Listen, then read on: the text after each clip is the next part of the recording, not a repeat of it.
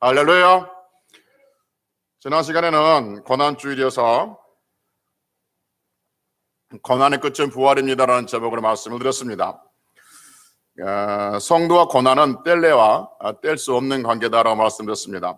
왜냐하면 고난이 주는 유익이 있기 때문이다라고 말씀드렸습니다. 그래서 고난은 성도들에게 율법을 배우게 하고 순종을 배우게 한다라고 말씀드렸습니다. 뿐만 아니라 예수 그리스도께서 십자가에 못 박혀 죽으시고 승천하신 다음에 이 땅에 교회를 남겨두셨는데, 그 교회는 예수님의 몸된 교회였고, 그 몸된 교회를 위해서 남은 고난이 있다는 거죠. 그 고난을 채우기 위해서 성도와 고난은 뗄래야 뗄 수 없는 관계에 있다고 말씀드렸습니다. 그래서 성도에게 있어서는 필연적으로 고난이 올 수밖에 없는데, 고난이 왔을 때 우리는 회피하고 도망가는 것이 아니라 주께서 우리를 위로해 주시고 주께서 우리를 도와주심을 믿고 그 고난에 승리하고 고난 끝에 부활의 영광을 보자라고 말씀을 드렸습니다. 오늘은 부활주일입니다. 해마다 부활절을 맞이하면 부활에 대한 말씀을 듣습니다.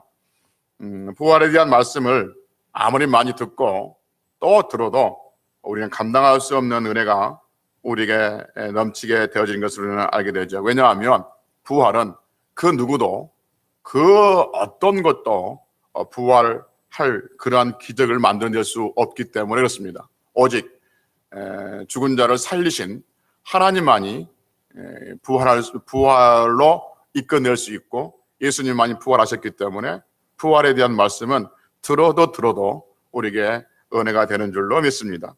오늘 또 우리는 부활에 대해서 말씀을 드릴 텐데, 귀로 듣는 우리의 말씀이 우리의 마음에 심겨져서 부활의 소망이 더 분명하고 확실해지는 그러한 거룩한 시간이 되시기를 다시 한번 주의 이름으로 축복합니다. 아멘.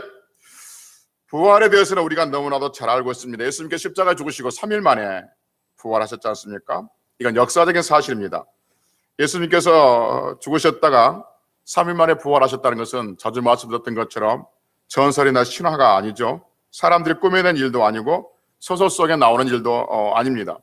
예수님께서 성과 발에 못 박히고 옆구리에 창으로 찔림을 당하셔서 죽으시고 3일 만에 부활하셨다는 것은 분명한 확실한 사실인 거죠. 예수님이 죽으셨다가 부활하셨다는 이 이야기는, 이 글은 성경에만 기록되어 있는 것이 아닙니다. 당시에 든 문헌에 보면 예수님이 죽으셨다가 부활하셨다는 많은 기록들을 찾아볼 수 있습니다. 그럼에도 불구하고 처음에 예수님께서 죽으셨다가 부활하셨을 때 사람들은 믿지 않았습니다. 사람들뿐만 아니라 심지어는 제자들도 믿지 않았습니다. 성경에 그렇게 말해주고 있잖아요. 그런데 나중에 사람들, 예수님 제자들뿐만 아니라 많은 사람들이 예수님의 부활을 믿기 시작했죠. 그러니까 처음에는 믿지 않았는데 왜 나중에 믿게 됐냐 하면, 먼저 이것이 하나님의 은혜이기도 하지만 예수님께서 부활하시고 이 땅에 며칠 동안 계셨습니까? 40일 동안 계셨던 거죠. 그래서 십자가에 죽으셨던 분이 40일 동안 이 땅에 계심으로 말미암아서 많은 사람들에게 예수님이 보이시게 됐던 거죠. 그렇기 때문에 사람들은 그 예수님을 보고 믿기 시작했던 것이죠. 그래서 부활은 역사적인 사실이라는 것을 우리는 알게 되어지고, 그래서 점점점 믿는 자의 수가 더 많아졌는 것이죠. 하지만 과학과 의술이 발달되고 있는 지금 시대에 많은 현대인들이 예수님의 부활의 이야기를 믿지 않습니다. 거짓으로 이야기합니다. 심지어는 세상 사람들뿐만 아니라 교회 다닌 사람들도 예수님의 부활을 믿지 않는 사람들이 많이 있습니다. 목사님들이 강단에서 예수님이 부활하셨다고 이야기하니까 아무 생각 없이 그냥 듣고 있고, 교회 가면 의례껏 하는 이야기점으로 듣고 있습니다. 어느 통계 보니까 교회 다니는 사람들 중에 천국이 있다고 믿는 사람들의 그 숫자가 점점점 줄어들고 있다는 통계를 봤습니다. 제가 본 통계가 얼마나 신빙성이 있는지 검증할 수는 없지만, 어느 통계 보니까 1994년도에 미국에서 한 조사기관에서 교회 다니는 사람들에게 설문조사를 했습니다. 교회에서 예배 드리고 나오는 그 사람들에게 여러 교회를 대상으로 설문조사했는데, 그중 하나 뭐였냐면, 당신은 천국이 있는 것을 믿습니까? 라고 물었습니다. 그런데 70%가 천국이 있다고 믿었습니다. 그래서 100명 중에 70명이, 10명 중에 7명이 교회에서 예배 드리고 나오는 사람들 중에 10명 중에 7명이 천국이 있다고 하는 것을 믿었다는 것이죠. 그런데 얼마 후에 통계를 보면 똑같은 조사기관에서 조사를 했는데 100명 중에 30%만이 천국이 있다고 믿었다는 겁니다. 이게 갈수록 뭐냐면 점점점 천국이 있다는 것을 교인들까지도 믿지 않는 그러한 시대로 흘러가고 있는 거죠. 그러니까 점점점 날이 갈수록 세상 사람들의 이야기 아니라 예수님을 믿고 교회 다니는 사람들도 역시 마찬가지 부활에 대한 그 믿음이, 부활에 대한 확신이 줄어들고 있고 부활의 것을 믿지 않는다는 것이죠. 여러분, 성경은 사람들이 믿든지 안 믿든지 예수님께서 부활하셨다고 우리에게 선포하고 있는 줄로 믿습니다. 성경에서 예수님께서 부활하셨다고 말씀하시면 그것은 곧 진리이고 사실인 줄로 믿습니다. 성경에서 예수님께서 부활하셨다고 하는 그 사실을, 그것을 진짜인가 가짜인가 사람들이 검증하고 확인할 필요는 없다는 것이죠. 성경이 말씀하신 부활에 대해서 사람들이 과학이나 의술이나 고고학이나 역사나 모든 것을 동원해서 사실인가 아닌가를 판별하려고 예를 쓰고 있습니다. 그러나 그것은 어리석은 일인 것이죠. 하나님께서 말씀하셨고 하나님께서 기록하셨던 것은 분명한 사실인 줄로 믿습니다. 성경 말씀은 사람들이 인정하면 성경 말씀, 하나님 말씀이 되고 사람들이 인정하지 않으면 하나님의 말씀이 되지 않고 그러는 것은 아닙니다. 사람들이 인정하든지 인정하든지 않든지 사람들이 받아들이든지 받아들이지 않든지 하나님 말씀은 진리인 줄로 믿습니다. 할렐루야. 그래서 우리는 부활을 믿습니다. 왜 부활을 믿느냐 하면 어떤 과학이나 의술이나 고고학이나 그런 것으로 증명되고 증거가 되어서 우리는 부활을 믿는 것이 아니라 성경에 기록된 말씀이기 때문에 우리는 부활을 믿습니다. 할렐루야. 성경 분명히 예수님께서 십자가에 죽으셨다가 3일 만에 부활하셨다고 선포하고 있단 말이에요. 근데 전에 말씀드렸던 기억이 나지만 예수님께서 부활하셨다. 어떤 사람이 부활하시기 위해서는 두 가지 조건이 충족되어져야 됩니다. 반드시 두 가지 조건이 있어야 돼요. 두 가지가 조건이 충족되어져야 돼요. 첫째는 뭐냐 하면 죽음입니다. 또 하나는 생명이 있어야 됩니다. 먼저 죽음을 보십시다. 부활이 무슨 뜻이라고 했습니까? 부활, 죽었다가 다시 살아나는 것을 부활이라고 말합니다. 그러니까 여러분, 부활은 반드시 전제를 하나 하고 있어야 되죠. 그게 뭐죠? 죽음입니다. 죽음. 반드시 죽었다가 다시 살아난 것이 부활입니다. 죽을 뻔했다가 회복된 것이 부활이 아닙니다. 죽을 수도 있었는데 다시 회복된 것이 부활이 아닙니다. 기절했다가 다시 살아난 것이 부활이 아닙니다. 부활은 반드시 죽음해야 됩니다. 반드시 죽음을 거쳐야 합니다. 그래서 부활의 전제 조건은 반드시 죽음인 거죠. 그래서 죽음을 통해서 부활이 있다라고 성경은 우리에게 말씀하고 있는 것이죠. 그러니까 부활은 완전한 죽음을 맞이한 후에 일어난 일입니다. 그래서 예수님께서 부활하셨다. 이 말은 무슨 말이냐면 예수님께서 죽으셨다는 말과 동일한 말이 된 것이죠. 예수님께서 십자가에 죽을 뻔하셨다. 예수님께서 십자가에 기절하셨다. 예수님께서 십자가에서 죽음 직전까지 가셨다. 그것이 아니라 완전히 죽으셨다는 거죠. 완전히 죽으셨기 때문에 부활이라는 단어가 성립되고 있다는 것이죠. 우리 예수님은 죽을 뻔했다가 다시 살아나신 것이 아니라 십자가에서 손과 발에 못 박히고 옆구리에 창이 찔려서 죽을 뻔했다 다시 살아난 것이 아니라 완전히 죽으시고 다시 살아나신 줄로 믿습니다. 우리 예수님은 어쩔 수 없이 십자가에 죽으신 것이 아니라 그 죽음을 온전히 맞이하셨던 것을 우리는 성경을 통해서 알게 되어지죠. 그래서 여러분 지난 시간에 말씀드렸던 것처럼 고난의 끝은 부활이라 라고 말씀드렸습니다. 여러분, 예수님께서 십자가에 죽으실 때 나는 예수님께서 스스로 생각하시기를 나는 3일 만에 다시 살아난다, 부활한다는 것을 아셨을까요? 몰랐을까요? 아셨어요? 몰랐었어요?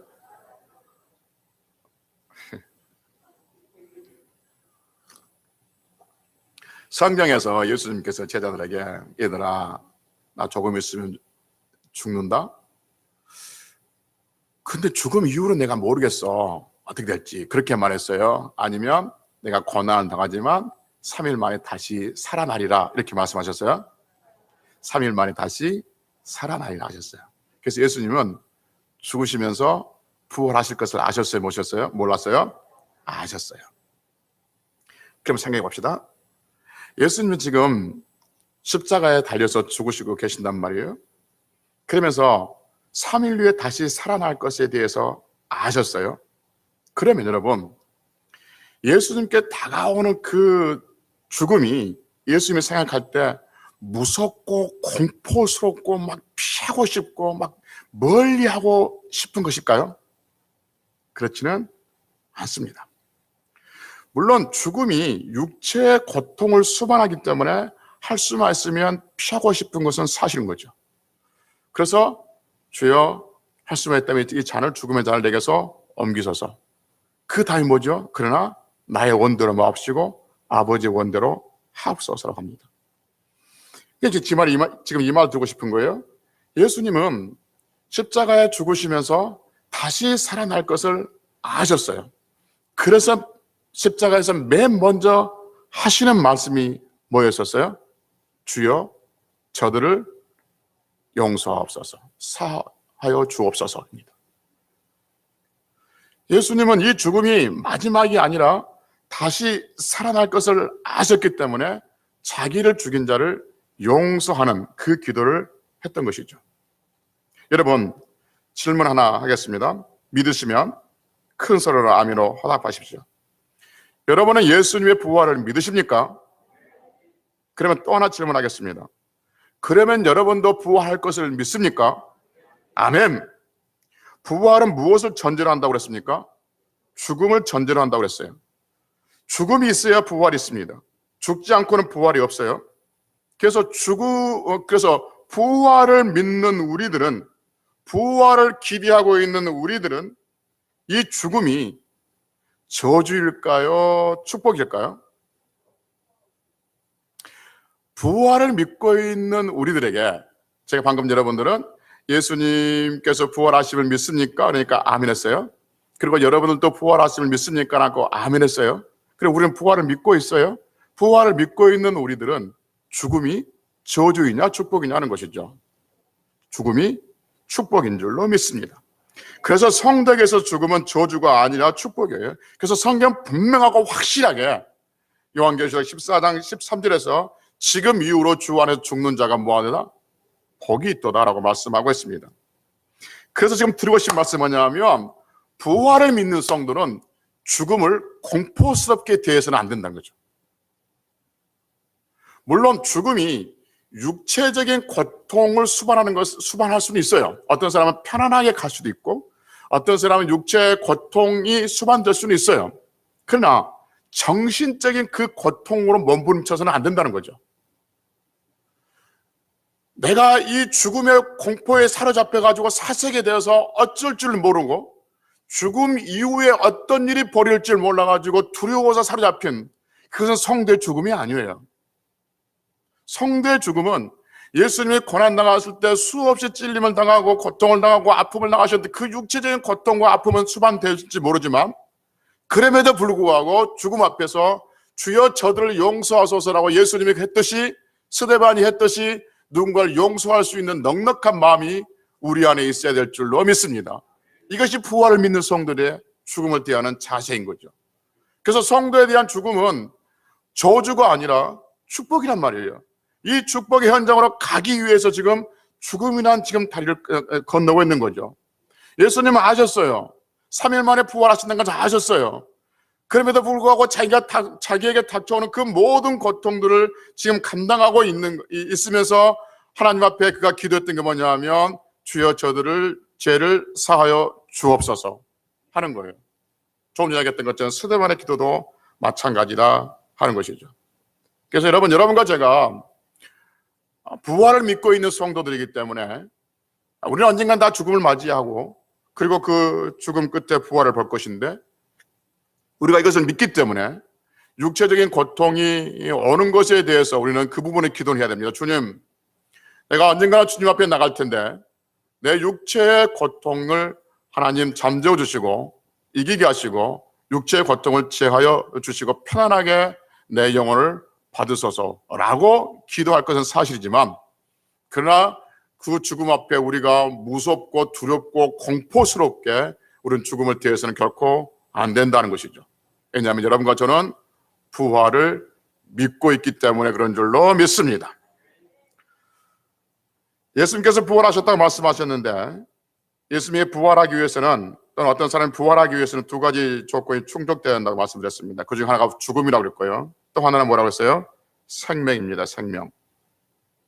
죽음을 맞이하는 모든 육체 안에 생명이 담겨져 있어야만이 부활이 있습니다. 이 말이 무슨 말이냐면, 여러분, 부활은 뭘 통해서 이루어진다고요? 죽음을 통해서 이루어져요. 그러면 모든 죽음은 다 부활로 가는 건가 하는 거예요. 그렇지 않다는 거죠. 부활은 반드시 죽음을 통해서 이루어지는데, 그러면 모든 죽음은 다 부활로 가는가? 결코 그렇지 않습니다. 부활로 가는 죽음이 있고 지옥으로 떨어지는 죽음이 있는 거죠. 부활로 가는 죽음, 어떤 죽음이냐면 그 육체 안에 생명이 담겨져 있어야 합니다. 할렐루야. 그러니까 똑같은 죽음이 날지라도 생명이 없는 죽음은 그 부활로 나가지 못하고 썩어져서 지옥으로 떨어질 수밖에 없는 거죠. 여러분, 예수님께서 부활하셨습니다. 예수님께서 왜 부활하셨습니까? 예수님은 생명이시기 때문에. 할렐루야. 예수님은 하나님의 아들이시기 때문에 부활하신 게 아니에요. 예수님은 생명이시기 때문에 부활하셨습니다. 예수님 안에는 생명이 있어요. 예수 생명이 거기에 있습니다. 그래서 부활하셨습니다. 여러분과 저는 예수 생명이 우리 안에 있는 줄로 믿습니다. 할렐루야. 어떻게 우리 안에 예수 생명이 있습니까? 예수 그리스도를 믿음으로 예수 생명이 우리 안에 있습니다.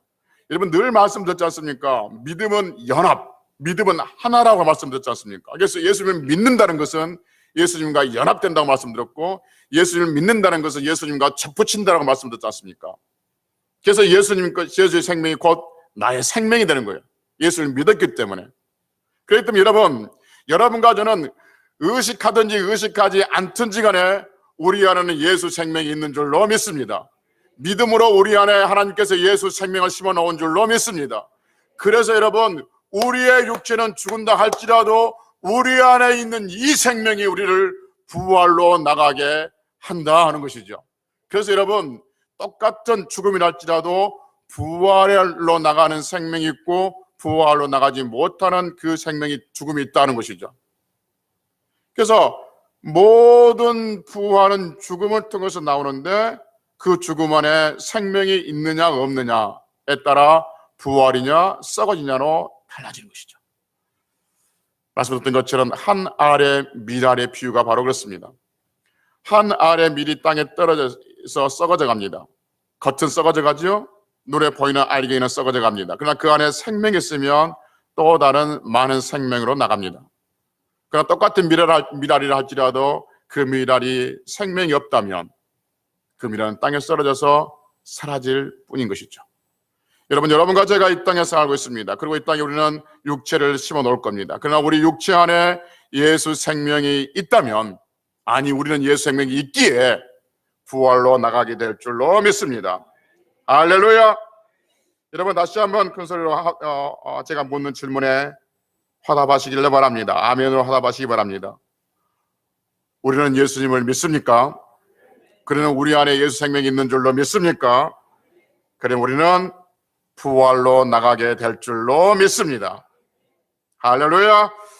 여러분, 조금 전에 말씀드렸던 것처럼 이 세상엔 예수 생명을 담고 있는 인생이 있고 예수 생명을 거부하는 인생이 있습니다. 예수 생명을 거부하는 인생은 그 인생이 아무리 화려하고 또 아무리 복이 있다 할지라도 부활이 없는 인생이기 때문에 그 인생은 비참한 인생이 될 수밖에 없고요. 예수 생명을 가지고 있으면 그 인생이 사람들 볼 때는 초라하게 보이고 비참하게 보이고 약하게 보인다 할지라도 예수 생명이 있기 때문에 그런 부활로 나가는 위대한 인생이 될 줄로 믿습니다. 그 좋은 예가 몇 번 말씀드렸던 것처럼 누가복음 16장 19절에 나오는 19장 이하에 나오는 부자와 거지 나사로의 이야기죠. 부자의 삶은 그대로 화찬란했습니다. 요즘 말로 하면 인싸 중 인싸였죠. 부자는 돈만 많은 것이 아니라 많은 친화력도 있었고 많은 친구들도 있었습니다. 그리고 그런 매우 건강했습니다. 어떻게 건강한 것을 아냐면 성경에 보니까 매일같이 잔치를 했다는 겁니다. 여러분, 매일같이 잔치하는 거 이거 피곤한 일입니다. 여러분, 굉장히 건강히 뒷받침되지 않으면 매일 친구들 불러서 술 먹고 매일 즐겁게 놀고 그거 하루 이틀 하고 끝날 것이 아니라 매일 그렇다면 굉장히 건강히 체력적으로 받쳐줘야 합니다. 그런 건강했어요. 그리고 친구들이 많은 친화력도 있어요. 그리고 돈도 있어요. 매일처럼 연락할 만큼 그렇게 호기망탕한 그러한 삶을 살고 있어요. 그런데 우리는 그 누구도 그 인생을 부러운 인생, 그 인생처럼 되고 싶다라고 말하는 사람은 없습니다. 왜냐하면 그는 성공한 인생처럼 보였지만 실패한 인생이었던 것을 성경은 우리에게 보여주고 있습니다. 어떻게 보여줍니까? 그가 지옥으로 갔다는 것을 성경은 우리에게 가르쳐주고 있기 때문에 그렇습니다. 그래서 그가 아무리 잘 먹고 매일같이 잔치를 하고 그렇게 매일같이 그는 화롭게 산다 할지라도 그런 불쌍한 인생이었던 것이죠. 그러나 우리는 또 한 사람 알고 있습니다. 나사로라고 하는 이름을 가진 거지죠. 우리 이 나사렛 상황을 잘 알고 있습니다. 날마다 그 부잣집 담벼락에서 쓰레기통을 뒤지며 사람들이 손님들이 담밖으로 게 먹으라고 던져주는 그 게밥을 같이 나눠 먹는, 게하고 먹을 것을 다투며 그렇게 쭈그려 앉아있는 한 거지를 우리는 압니다. 이 거지가 다른 데 갈 수 없고 그 담 밑에서 쭈그려 앉아있을 수밖에 없는 게 뭐냐 하면 그 거지의 몸에는 온몸이 헐었습니다. 종기가 났습니다. 개들이 와서 핫을 정도로 몸에 고름이 났습니다. 이 온몸에 고름이 나고 흩어고 냄새 난 사람, 냄새 나는 이 나사로가 거지가 어디로 가겠습니까? 어느 집에 동냥기 가겠습니까? 누구 집에 일하러 가겠습니까? 누가 그와 함께 하려고 그러겠습니까? 다 싫다 그리고 다 거부하는 거지. 동냥 오는 그 자체도 싫은 것이지. 그래서 그 부잣집 담벼락 밑에 쪼그려 앉아 있을 수밖에 없고 던져지는 부스러기를 먹을 수밖에 없는 거죠. 누가 그 인생을 성공한 인생으로 말하겠습니까? 그러나 여러분, 성경에서 보면 그 인생이 죽음 후에 우리에게 들려주고 있습니다. 그는 아브라함의 품에, 즉 하나님 품에 안겼다고 우리에게 말씀해 주고 있습니다. 사람들이 볼 때는 그 인생이 불쌍한 인생이고 초라한 인생이고 비루한 인생이고 실패한 인생이고 저주받은 인생처럼 보이지만 그 인생은 하나님 앞에 안기는 복된 인생이 되었다고 성경은 오늘 우리에게 말씀해 주고 있습니다. 차이가 뭡니까? 얼마나 잘 먹고 잘 살았냐가 문제가 아니라 그 안에 예수의 생명이 있었느냐가 없었느냐, 그 차이인 줄로 믿습니다. 그래서 여러분, 우리가 이 땅에서 얼마나 잘 먹고 잘 살았냐가 문제가 아니라 우리 안에 예수 생명이 있느냐 없느냐, 이것이 굉장히 중요한 문제이고 예수 생명을 가진 자들은 부활로 나갈 것이고 부활로 나가는 것은 예배에 매일같이 소중함을 드리면서 예배에 참석해서 하나님께 영광을 돌리는 그러한 성도들이 우리가 부활을 믿는 성도들인 줄로 믿습니다. 여러분, 조금 전에 이야기했던 것처럼 우리 안에 예수 생명이 있음으로 말미암아서 사망을 이기고 부활로 나가게 되어지는 것이죠. 그래서 오늘 새벽에도 말씀드렸던 것처럼 고린도전서 15장 19절에 보면 우리가 만약에 부활을 믿지 못한다면, 이 세상 것만 바라보고 산다면 모든 사람들 중에서 우리가 가장 부활을 믿고 있는 우리가 가장 불쌍한 사람이다라고 성경은 말씀하고 있습니다. 그러나 우리가 이 세상에서 불쌍한 것이 아니라 가장 행복한 것은 우리의 부활이 우리 안에 심겨져 있기 때문에 우리는 가장 행복한 사람들인 줄로 믿습니다. 할렐루야. 그러면 여러분, 부활을 믿는 우리들은 어떻게 살 것인가 하는 거죠. 부활을 믿는 우리들은 어떻게 살 것인가? 부활을 선포하며 살아야 합니다. 부활이 있다는 것을 선포하며 살아야 되는 거죠.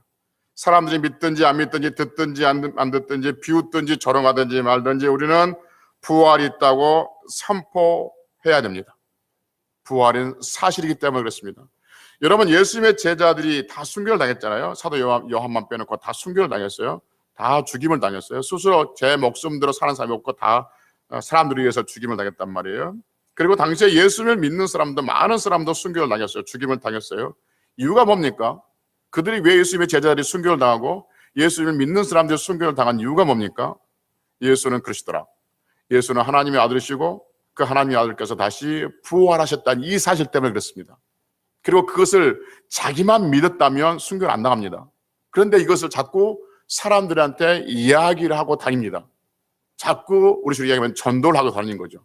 자꾸 선포를 하고 다닙니다. 그러니 세상 사람들이 그 예수 믿는 사람들, 부활을 선포하는 사람들을 잡아 죽이고 감옥에 가두고 했다는 것이죠. 여러분, 이상하지 않습니까? 예수님이 부활하셨다는 그 이야기를 안 믿으면 말지 왜 죽입니까? 왜 죽일 수밖에 없냐면 이 세상은 지금 뭐가 지금 붙들고 있냐면 공중 권세 잡은 자, 사탄이 죄를 해서 사망으로 우리를 다 붙들고 있습니다. 그래서 모든 인간 인생들을 사망으로 지금 몰아가고 있는데 그 중에 몇몇 무리들이 사망을 이길 수 있는 권세가 있다고 외치는 거예요. 이건 누구한테 도전이냐면 사탄의 권위에 도전한 거죠. 그렇기 때문에 그냥 놔두는 것이 아니라 그 사마의 권세를 이길 수 있는 길이 있다고 선포하는 그것을 못 견디하면서 결국 십자가에 죽인 예수님처럼 그들을 순교하고 또 그들을 감옥에 가두고 죽이고 하는 그런 일들을 발생하는 것이죠. 여러분, 세상은 예수님께서 부활하셨다는 이 말을 듣기를 거부합니다. 거부할 정도가 아니라 죽일 정도로 싫어합니다.